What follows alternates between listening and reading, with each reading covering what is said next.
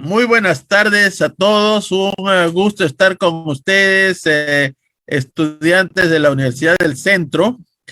Eh, Me complace estar con ustedes para dictar una charla. He escogido el título de Catástrofes porque, como ustedes mismos lo han experimentado, hasta el año 2019 vivimos una época en la cual creíamos que las cosas iban a ser siempre como la veníamos experimentando hasta entonces, donde vivíamos nuestra vida, nos preocupábamos por los estudios, por el trabajo, nos quejábamos de algunas cosas, nos gustaban otras, pero creíamos que esa era la vida. Ahora resulta que por no habernos preocupado de lo que leíamos en los libros de historia y porque a veces no sentimos las cosas que no nos han pasado, no teníamos en cuenta que la vida de la Tierra no ha sido como la que era hasta hace algunos años, que hemos tenido todo tipo de cambios en la Tierra y ya pues ya sin querer, no es que yo quisiera, pero nos tocaba esta pandemia del 2020, 2021, seguramente 2022 y ojalá que termine por ahí. Entonces, por eso yo quería hablarles sobre las catástrofes, lo que ha sucedido antes y lo que está sucediendo y lo que se viene con seguridad. ¿Podemos pasar al siguiente?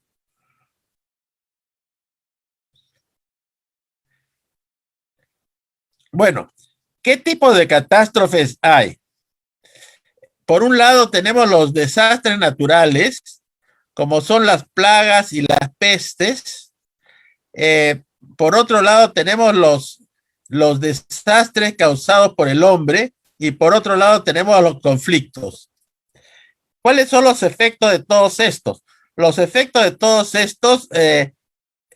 estos desastres tienen efectos en una serie de sectores o de actividades.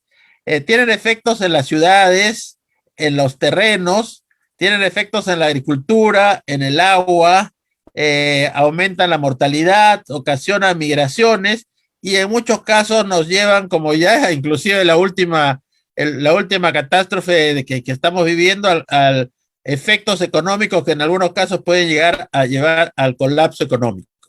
Siguiente. Vamos a ver los desastres naturales. ¿Qué es lo que ha pasado? La caída de meteoritos es algo que sucede. No sucede tan frecuentemente, pero cuando sucede es terrible. Hace 250 millones de años cayó un meteorito que acabó con el 90% de las especies. Otro hace 66 millones de años en Yucatán acabó con los dinosaurios. Tenemos unos meteoritos de hace eh, poco menos de un siglo que también dejó grandes efectos en una parte de la Tierra, pero no era pues del mismo nivel, no era a nivel global. O sea que cuando cae un meteorito, cuando cae un meteorito grande, es un problema. Lo que pasa es que no son frecuentes, pero digamos, nadie nos puede asegurar cuánto van a suceder. Después tenemos el caso de los tsunamis. Eh, Como ustedes han leído, tenemos el diluvio con el arca de Noé. El arca de Noé en realidad es simplemente una de tantas historias de los diluvios y de gente que se refugia en arcas o en otros métodos de salvataje. Tenemos, por ejemplo, historias de diluvios con los aztecas, tenemos historias de diluvios en el antiguo Irak, en el cual hay un popular personaje que se llama Gilgamesh, que si ustedes ven en los libros van a encontrar que la primera historia que se conoce es la historia de Gilgamesh, que es en la época del Imperio Asirio. Tenemos también una historia de diluvios en la costa del Perú, donde un grupo logra huir y se adentra en los cerros, alejándose del efecto de la subida del mar. Entonces, los diluvios en realidad parece que han sucedido en varias partes del mundo, y algunos de ellos quizás eran el mismo diluvio que se reflejaba en diferentes ciudades. Ahora, respecto a tsunamis, ustedes seguramente han leído que en 1746 un terremoto en el Perú destruyó más del 99% de las casas de Lima. O sea, no quedaba nada en pie. Todo lo que hay en Lima es reconstruido, nuevas casas después de ese año. Por otro lado, esto es una realidad que en alguna parte de la punta se notan unas construcciones que están debajo del agua, inclusive la torre de una iglesia. No sé por qué no nos dan más información de eso, pero sería interesantísimo saber, tener fotos de eso. De ahí tenemos las corrientes del Niño y otra corriente del norte que se llama la NAO, North Atlantic Ocean creo que es, que causan inundaciones y destrucciones de viviendas. ¿Seguimos? Ahora, en cuanto a plagas y pestes, aquí estos son solamente unas cuantas. La peste bubónica del año 542 después de Cristo acabó con el 25% de la población mundial. Había una peste de 1347 a 1351 que mató a 75 millones de personas. En Europa, el 60% de la población. Tenemos la viruela, que entre 1700 y 1900 mató a 56 millones en Europa y y acabó con el 90% de los indígenas americanos. La gripe española, que es pariente de la que tenemos ahora, de 1918, mató a 50 a 100 millones de personas, que era entre el 3 y 6% de la población mundial. Y ahora tenemos el COVID-19 con todas sus variantes, que todavía no sabemos con qué parte de la población mundial acabará. Sigamos.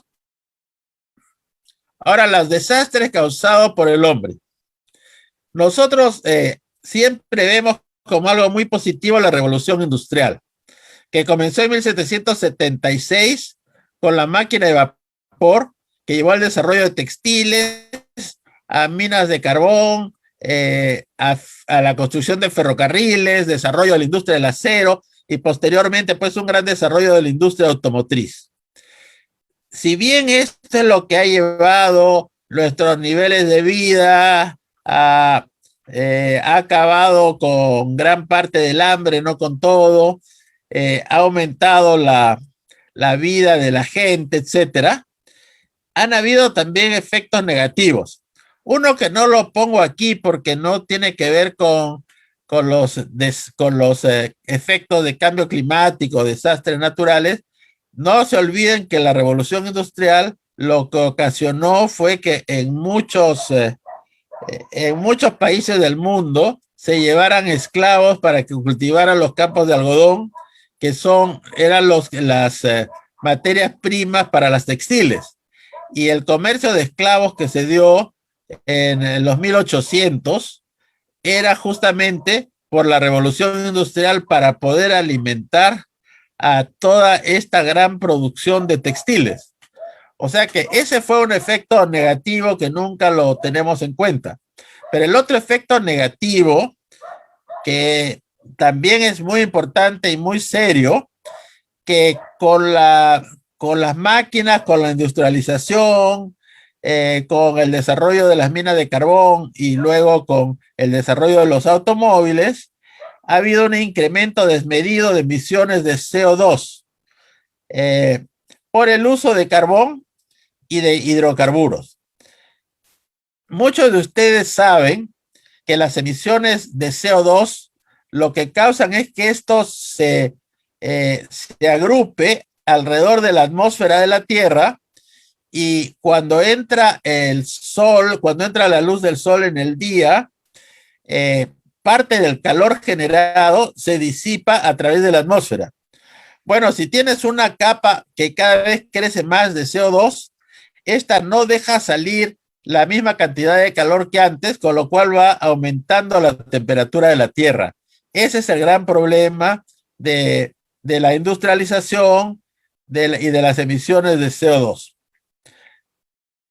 Ahora, hay un grupo que ustedes conocen también, que se llama el Grupo Internacional de Cambio Climático, que es el que estima todos estos problemas de los cambios de temperatura.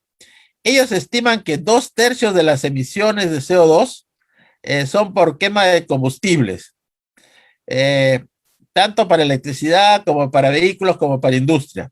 Y 1/3 es por el cambio de uso de la tierra que disminuye la superficie de los bosques. Lo que dice el IPCC es que si no se toman medidas, se están tomando, pero igual, si no se toman más medidas, la temperatura mundial subiría de 3 a 5 grados centígrados, llevando a la desaparición de ciudades, al deterioro agrícola, a la reducción de fuentes de agua, al hambre, a enfermedades y a conflictos. O sea que esto del cambio climático, que antes no le prestábamos mucha atención, cada vez está cobrando más importancia. Y ahora ya sabemos que sí, los desastres ocurren. Hemos estado libres de desastres por muchos años, pero ya con el caso del COVID ya sabemos que sí existen desastres, no podemos ignorarlos. Y ahora el desastre que se nos viene después es el efecto del cambio climático. Ustedes han visto que ya la temperatura está subiendo un tanto. Para el 2030 va a ser más alta. Para el va a llegar a aumentar hasta quizás 2.5 grados centígrados, y que eso a lo que va a llevar es a que las aguas suban, que los polos se derritan, que los cultivos se deterioren, que muchas especies mueran o bajen en cantidad, que los océanos al calentarse, hay una serie de especies marinas que van a morir, y esto va a cambiar la composición de nuestros océanos, con una serie de efectos tanto para la vida animal como para la vida vegetal, y eventualmente también para lo que nosotros obtenemos de los océanos. Ahora, ¿quiénes son los mayores emisores de CO2? Los principales son China con 28%, Estados Unidos 14%, la India con 7% y Rusia con 5%. Sigamos. Otro tema de desastres son los conflictos entre civilizaciones. En realidad, como también repito, antes han habido muchos conflictos, pero por ejemplo, uno que fue tremendo fue el de la guerra de los 30 años de 1618 a 1648. Esa fue una guerra pues que duró mucho tiempo, murió mucha gente, cambió la geografía política de Europa, y Metternich, un austríaco, el ministro austríaco, llegó a un acuerdo donde los países se comprometieron a respetar el equilibrio de poderes. O sea, en otras palabras, cada país tenía derecho a mantener lo que ya tenían y a no interferir en la vida de los otros países, más o menos de lo que acordaron. Y después tenemos, pues, en el siglo XX, que ha sido quizás la peor época para guerras. Hemos tenido 2 guerras mundiales. La última guerra mundial lo que hizo, no, la primera guerra mundial, lo que hizo fue cambiar el sistema político del mundo, sobre todo en Europa. Cayeron todas los imperios, gran parte de las monarquías, y entramos a un sistema político diferente. Además, los países también cambiaron de extensión. El Medio Oriente, en el Medio Oriente, Inglaterra, que era la que dominaba en esa guerra, creó una serie de países que son los países que ahora conocemos, que antes en realidad eran todos eran parte del imperio turco. O sea, antes todas esas regiones eran parte del mismo imperio, que era el imperio turco, que como perdió la guerra le quitaron todos los territorios y se generaron todos estos países que ahora conocemos, algunos quizás para bien, pero también se creó una serie de inestabilidad futura. Y en el caso de la Segunda Guerra Mundial, que fue terrible, también cambió la geografía política. Es ahí donde se desarrolló más el comunismo y entramos a tener dos grandes bloques en el mundo, el bloque más o menos capitalista y el bloque comunista. O sea que los conflictos entre civilizaciones han tenido un gran impacto. ¿Sigamos? Yendo a cuáles han sido las principales catástrofes desde el punto de vista del número de muertes, tenemos que la gripe española eh, tuvo lugar a 20 a 40 millones de muertes, la peste negra que ya les mencioné entre 20 y 25 millones, la pandemia del SIDA que todavía sigue, 22 millones, la primera y segunda guerra de 25 millones, el coronavirus estaba en 2.5 millones, pero no sabemos hasta dónde llegará, y viene la gran interrogante. ¿Cuántas muertes va a causar el efecto invernadero, que ahora todavía se siente poco, pero que unos 10 a 20 años yo pienso que sí va a ser una catástrofe de la magnitud de los anteriores y quizás más? Sigamos. Hay algunos libros, si les interesa leer libros sobre catástrofes y el futuro. Hay uno sobre la explosión del reactor atómico en Ucrania, en Chernóbil, que podrían leer el libro Voces de Chernóbil sobre las víctimas. Un libro sobre 1177 a.C., en que la civilización en el mundo cambió totalmente por efectos de medio ambiente, efectos climáticos, efectos también de invasiones, etcétera, pero en esa época la civilización mundial cambió totalmente. Yo tengo un libro que se llama El potencial de las energías renovables, que son el desarrollo de las energías renovables, como ustedes saben, el motivo es para reducir el efecto invernadero. Hay un libro sobre el colapso de diferentes civilizaciones de Jared Diamond. Hay otro de Charles Kenny que es El ciclo de la plaga, el cual habla sobre las diferentes plagas, y el último capítulo habla sobre el coronavirus. Hay otro libro que es Hack the Planet, que son medidas de geoingeniería para ayudar a reducir este problema del efecto invernadero. Un libro de Julio Kuroiwa, un peruano, que ha escrito un libro sobre cómo se pueden limitar, reducir, afrontar o mejorar los efectos de desastres. Un libro de Iván La Negra sobre qué es el cambio climático. Y otro libro que ha tenido varias ediciones cada cierto número de décadas, que es cuáles son los límites al crecimiento en el mundo. Todos estos libros son muy interesantes, hay una lista mucho más larga, solamente quise poner esta, pero vale la pena leer algunos de ellos para enterarse más de lo que ha pasado, de lo que está pasando y de lo que con seguridad pasará. Adelante. Bueno, aquí tenemos otros. Un libro muy importante es El Casino del Clima, de William Nordhaus, que es un premio Nobel justamente por su trabajo sobre el cambio climático. Otro que también es sobre pestes, de David Quammen, que se llama Contagio. Otro sobre las crisis que ha pasado a lo largo del mundo, que para eso tenemos el de Kurt Stager en realidad, que es sobre el futuro, pero también basado en las experiencias de miles de años del pasado. Y el de David Wallace también es sobre todos estos problemas de las cosas que han pasado a lo largo de cientos de miles de años. Finalmente hay un libro sobre la historia mundial de los desastres de John Whittington. Hay novelas también que tienen que ver con esto. Si a alguien le interesa la ciencia ficción, estas son 4 novelas.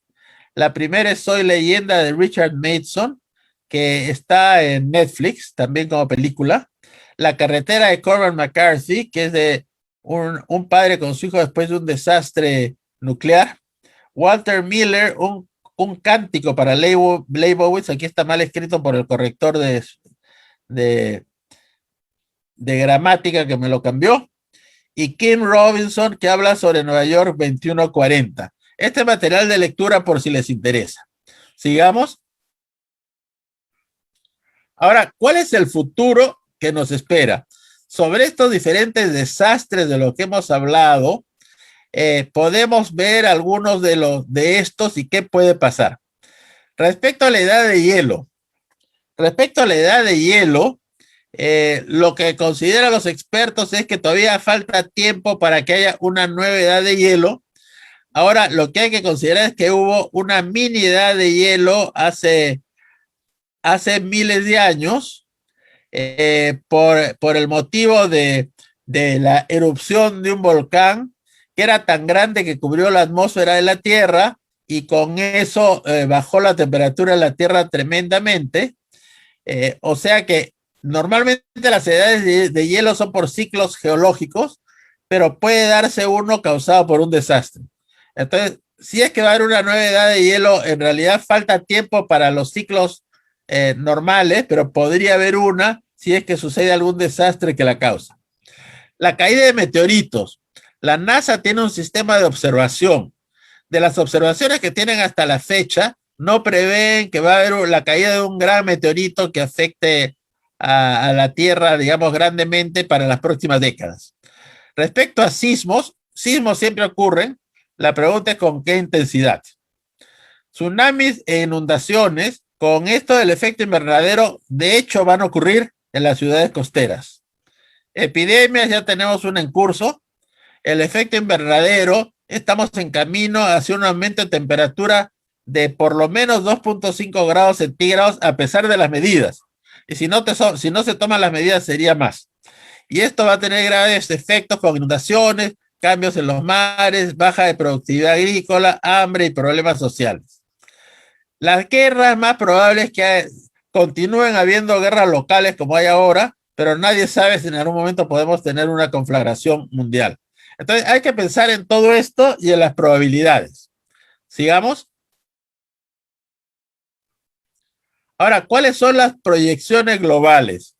El informe Limits to Growth de Meadows, que ya les mencioné, predice que la población va a crecer de 1.600 millones en el año 1900 a 9.000 millones para el 2050. Aquí falta un cero. Con efecto, por supuesto, en las fuentes de alimentación y en el medio ambiente. Después, que la depredación de los bosques, que ya bajó de 7.000 millones de hectáreas antes del desarrollo industrial a menos de 3.8 mil millones a la fecha, y que esa causa el 30% del efecto invernadero. Combinados estos con otros efectos, el informe Meadows considera que la expectativa de vida se reduciría a menos de la mitad. Caería la producción agrícola, se afectaría el medio ambiente y la salud, con conmociones sociales y con violencia. Y para remediar en parte esto, porque probablemente no se puede remediar todo, pero por lo menos en parte, sugieren tecnologías que ahorren recursos naturales, el control del efecto invernadero, el control de la población, el control de la producción, y yo agregaría acá la promoción de las energías renovables y el cuidado de los bosques. Siguiente. Ahora, ¿cómo podemos reducir la posibilidad de desastres? En primer lugar, limitando lo que los causa. Limitando el efecto invernadero, no construir ciudades o viviendas en zonas de riesgo, tener mucho cuidado con la tecnología peligrosa como las nucleares, acuerdos internacionales, control de la población. Otro tema es anticipar los desastres, sistemas de observación y previsión, modelos para advertir sobre terremotos que ya están algo avanzados en Japón, pero no son completos, modelar inundaciones, que en California tienen un modelo para inundaciones que es bastante bueno, para ver cómo van a venir las inundaciones, a través de analizando la corriente del Niño y la corriente del noratlántico. Desarrollar más todo el sistema de telescopios y observación para analizar la trayectoria de asteroides. estudios, promover estudios en los laboratorios para advertir sobre nuevas plagas. Por si acaso hay estudios que dicen que en los países más importantes, los laboratorios que estaban estudiando esto no tenían suficiente financiamiento, entonces que la plaga que se vino ahora podría haber sido advertida antes si es que hubiera habido suficiente investigación y desarrollo. Mejorar los modelos sobre proyecciones de cambio climático y, digamos, fortalecer las relaciones internacionales sobre los acuerdos para prevenir desastres. Ahora, ¿cómo nos preparamos para desastres? A través de educación, de capacitación, planes de alerta y planes de protección y evacuación. Y en caso de que haya desastres, habrá que implementar estos planes que se deberían haber desarrollado, tanto los de protección como los de evacuación, y tener un buen sistema de asistencia a los perjudicados. Siguiente.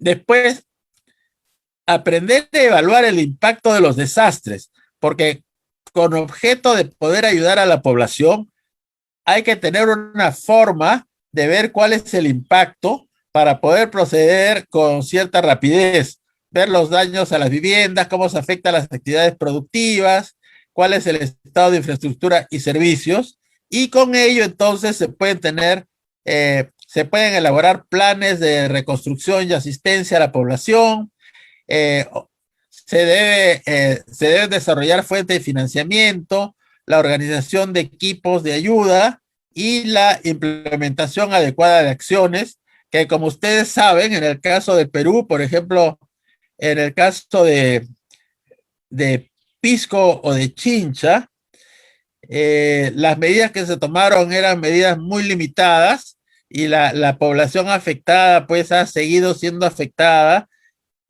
con consecuencias terribles. Igual hemos tenido cuando hubo el huaico de Chosica, donde muchas cosas en realidad el Estado se demoró muchísimo en reconstruir, e inclusive hay muchas cosas que están sin atención. No sé si hay otro slide, ¿podemos seguir? Ah, sí. ¿Cómo vamos? En el caso de terremotos, el Instituto de Investigación del Terremoto del Japón, que es el más avanzado, tiene un modelo con más de 10.000 variables para predecir terremotos. Y con eso puede evaluar la intensidad y el grado de afectación de la infraestructura geológica. Por otro lado, Japón, Estados Unidos y México tienen sistemas de alerta temprana. Y países como Chile han desarrollado legislación para la mejor construcción y para desarrollar infraestructura de refugios. O sea que se hacen cosas, pero en cuanto a predecir los terremotos a futuro, si bien en el Japón hay unos buenos esfuerzos, todavía falta mejorar estos modelos. En cuanto a meteoritos, la NASA ha desarrollado programas de observación que incluyen un sistema con telescopios a nivel mundial, centros de cómputo y laboratorios de investigación. Lo que han previsto hasta la fecha, pero esto puede cambiar, es que dentro de los siguientes 100 años no caerá ningún asteroide de los que ellos han observado. Eso quiere decir de los asteroides observados. En el caso de inundaciones, los países mejor preparados con análisis, planes, monitoreo y predicción son Canadá, Estados Unidos y Australia. Respecto al cambio climático, los países firmantes del Acuerdo de París, que son muchos, acordaron tomar dos tipos de acciones: reducir la producción de energía fomentando las energías renovables y proteger los bosques, ya que estos absorben CO2. En cuanto a pandemias, aquí estamos atrasados en muchos países respecto a gestión sanitaria y desarrollo de infraestructura hospitalaria. Para prevenir o reducir conflictos, las Naciones Unidas ha establecido, tiene un sistema de prevención de conflictos. Sin embargo, como ustedes saben, un conflicto grande no lo para nadie si las partes no acuerden, digamos, de alguna forma, parar un conflicto cuando este comienza, o simplemente no iniciarlo a través de acciones de acuerdos políticos anteriores. Siguiente. Reflexiones finales. ¿Cuáles son los temas a considerar en función a lo que he dicho? El control de la población, investigación y desarrollo para prever y dar solución a diversos tipos de desastres, mayor desarrollo de herramientas tecnológicas para prever catástrofes, analizar si estamos haciendo lo suficiente frente al cambio climático. Yo creo que se está haciendo mucho, pero no nos vamos a librar, pienso yo, de estos 2.5 grados de incremento para el 2030-2040.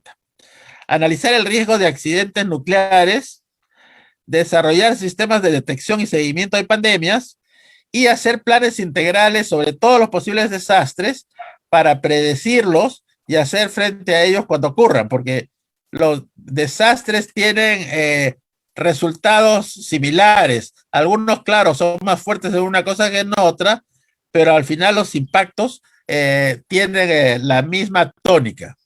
Creo que esta es la última, a ver si hay una más. Eso es todo, doctor. Ya. Bueno, entonces, lo que yo por eso quería darles es esta charla sobre desastres, porque yo creo que es el momento, y en este caso tenemos dos desastres que ya están acá.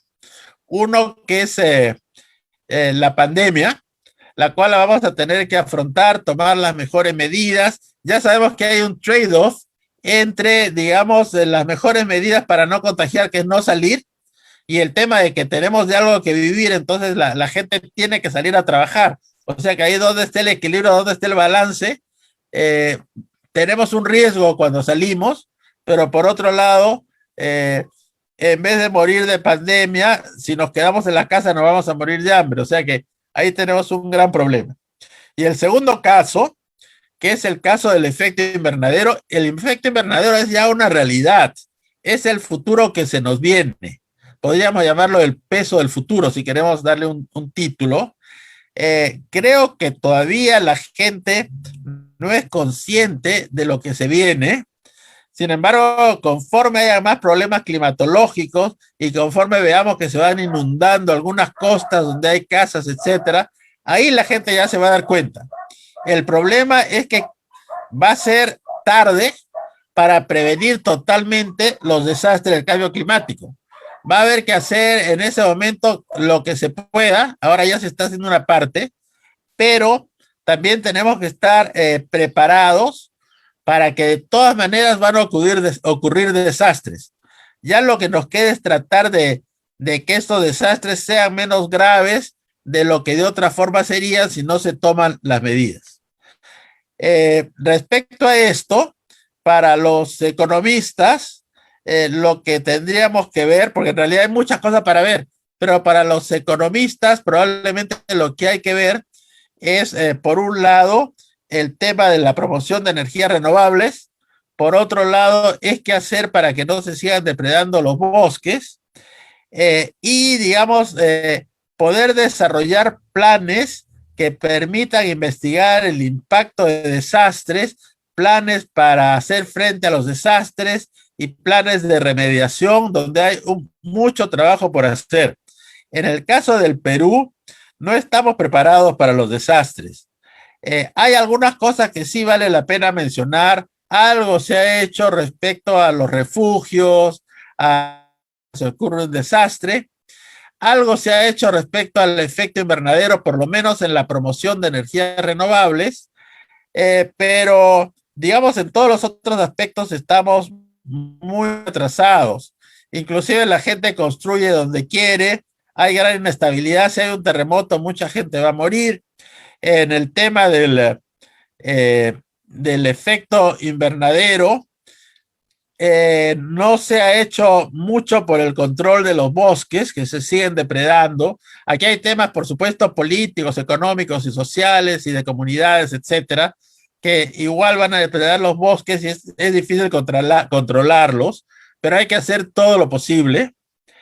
O sea que tenemos una gran lista de cosas sobre los cuales en el Perú y los economistas podrían trabajar y podrían preocuparse para tener un futuro mejor que el que tendríamos si no hacemos nada. Eso es lo que yo quería decirles en esta charla y les agradezco mucho.